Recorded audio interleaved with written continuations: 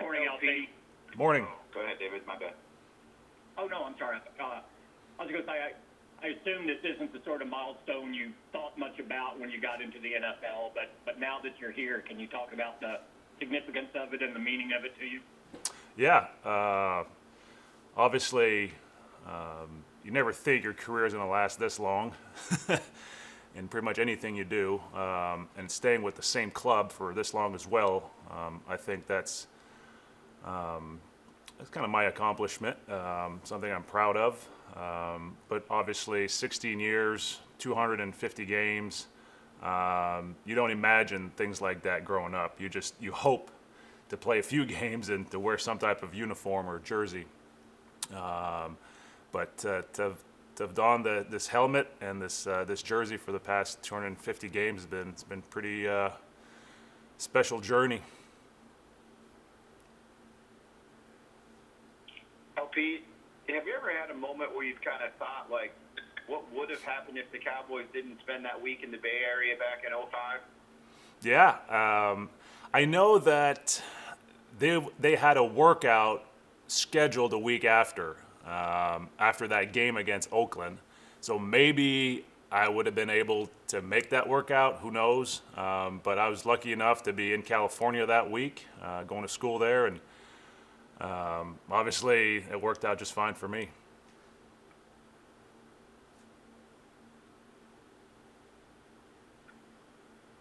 Were you thinking at that time, though, okay, am I going to be here a couple of weeks? Is this how long it's going to last? Like, yeah, you never think more than this temporary thing. Snapping specialists in this league, usually last a little bit. If you're good at it, you'll last a while. But you never think that it's going to end up being 250 games after that temporary status. People don't use the word entrenched much in this league, but at some point in this, did you get the sense that you were entrenched and you were probably going to be here for a while, or were you always thinking that it was a tenuous position? 4 different head coaches, 6 different special teams coaches. There's changes in philosophy with a lot of stuff. Sometimes snappers, punters, kickers are just kind of, we're kind of, all right, we can move on, or we can get a younger guy. We can mold somebody else to our liking. But I think my biggest accomplishment is being able to go through all these different coaches and being able to adapt to their philosophy. I think that's been kind of my biggest asset when it comes to staying with this team for so long. And after you were entrenched, and you were the only long snapper in camp for a long time, and then they started bringing a guy in every now and then in camp, what'd you think then? I never thought anything bad of that. They've brought in a bunch of guys. A lot of them actually play in the NFL. I think 3 or 4 of them are now in the NFL as well. The guys have came and competed against me. It just made me better. And I'm not the type that that's gonna not tell them how to do things. I wanted to show them, to make sure that they had their successes as well, like I had my success. And try to give them a little bits of information here and there when you snap, when you try to block guys, little things. But I never thought that I would be out of here, if that's your question. LP, that when you look at the stat, and you've never had a bad snap, right? In your mind, have you ever had a poor snap, even if it might not have been? Oh yeah, I mean, Chris Jones, he's our holder and our punter for the past 10 years or so, and he's bailed me out a few times. I'm not gonna lie, and but I've had some weak snaps, but we've managed to get them off, and it makes my job a lot easier when the holder and the punter is really good. LP, if I recall correctly, in that Eagles game this year, you had the snap through the end zone to clinch the safety. I'm pretty sure I'm remembering that right. Yeah. What's that like? How many times have you done that? I don't recall anyone before that. Yeah, I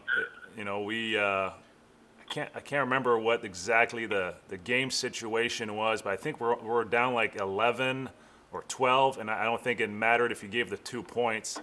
And we ended up having 10 men on the field for a long time, and so we didn't punt. And when the 11th man came on the field, there was like maybe 2 seconds, 3 seconds on the play clock, so we took the delay, and then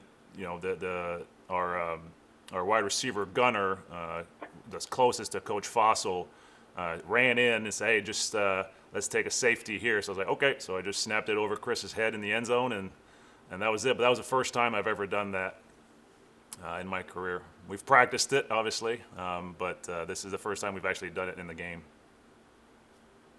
I guess it was easy to reprogram for the next normal one, right? Yeah. LP, growing up, I assume playing in the NFL wasn't a thing, or when did it become a thing for you that you wanted to play in the NFL? Yeah, obviously being Canadian, hockey is the sport, the number one sport. I was probably 2 or 3 years old and I had skates on my feet, and hockey was the thing. And I started watching NFL games maybe when I was 10 years old, something like that. And my father was a huge football fan. I had uncles that loved football, and football just kind of became something we watched on Sundays. And then I started getting to the college football, and that's kind of how it kind of got my curiosity. And I started playing football when I was 13, and just a great sport. I love the camaraderie. I love the different positions, the different type of men that are used. You got some big men, you got some little speed guys, you have every cerebral people. I just think it encompasses so much. It really is to me the best sport there is. You still play any How much hockey around longer here? would you Any like to pro leagues extend or this? anything? I'm sorry, there's two of y'all talking at the same time. Oh, go ahead. Sorry. Do you play any hockey around here at all in the off season? Any beer leagues or anything like that? When's the last time you played hockey? When I go home, I just put some skates and get a stick, and I go to the neighborhood park, and obviously up there the neighborhood parks in the winter have hockey rinks, and so I go out there and teach my kids how to play and how to skate. My wife. And just maybe go out there 2-3 times in about a 10-day span, just in the morning, just go skate, just to see if I still have it. Have you given much thought to how much longer you'd like to extend this? I haven't really thought about it. My whole goal is to be healthy and to eventually get to the Super Bowl. I think those are the two main components. This year we still have a chance. These 3 games are going to be critical, and I'm just looking forward to this next matchup and the one after, and that's how I kind of approach my football career. You're close to the most games played in team history. Is that something? I think you need 4 or 5 more to pass Witten. Maybe after this season, my math is probably off, but you'll pass Witten, I think, next year if you come back. Does that matter? Yeah, I mean, it wouldn't matter. But again, my whole goal is to be healthy, and if I feel like I can still do it, then I will do it. And if I feel like in January, February, and I'm like, you know what, this might be it, then that's it. But right now, I feel pretty good. I don't feel like I've lost a step. Obviously I've become a little bit more cerebral with time, as guys, they stay the same age, but I get older. So it's just, that's kind of my focus is these one game at a time, 1 week at a time. What's it like adapting when you've been with an organization for so long to a new coordinator, has a history of bringing in his guys, and just assuring that there's a strong working relationship there that has the hopes of being a long-standing one? Yeah, there's got to be great confidence in your long snapper, and I think it's something like we have a good one. Let's just keep him around. I feel like that's a lot of the way these teams go about it. They don't want to change the dynamic of the trio, the holder, kicker, snapper. They want to make sure that stays, intact as much as possible. But just my main thing is that I've provided them is I've always been able to play. I've always been available to practice. I've always been available for the games. And I think that's a huge impact for me, and it's a huge impact for them because they don't have to worry about it. And so I've always taken great pride in not missing a game and not missing a snap. LP, on that question of kind of going into each off season, assessing where you are, I would assume earlier in your career it sort of went without saying, you didn't really think twice about it. But was there a point in your career where that January, February thing was a time where you're like, okay, do I want to do this again? Back in 20, I'm trying to remember, I hurt my knee pretty bad. I think it was 15 or 16, and I was like, this. I don't know if I want to push through with this. I'd played already 10, 12 years. That was probably the only time really that I realized, okay, my health is starting to deteriorate or something like that. But I've pushed a little bit harder and try to stay as healthy as possible. Eating habits and whatever, doing yoga or whatever gets you better. So I started doing all that stuff, and I've never really second guessed my decisions when I wanted to play. When I want to play a season, I make sure that I'm going to be full on and all in. Anything else, guys? I'm sorry.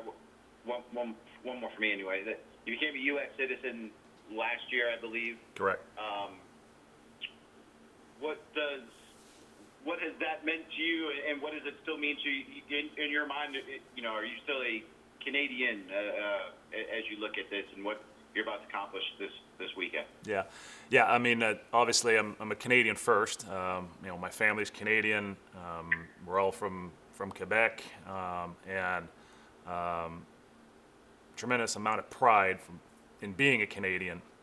But also, I met my wife, and in the United States, and she's American, and her family's American, and my kids are born in the United States, and so I am a true American Canadian, if you want, just because of circumstances, and I've lived in the United States longer than I have in Canada now, so it's to me it was a huge deal. It took time, took 5-6 years, I believe, to get my citizenship, but I think it was a process that needed to be done. And I'm very glad that I went through it and got it done. Apologies if you've been asked either of these questions, but voting, did you participate in the November election? And so what was that like for you? I presume that would have been the first time, or can you kind of detail how the voting went for you this year? Well, it's unfortunate. I thought the voting. For some reason, got miscommunication with my wife, and I did not get the deadline in time. So I would have loved to vote, but I'm definitely voting for the Texas Senate this month. So that'll be my first voting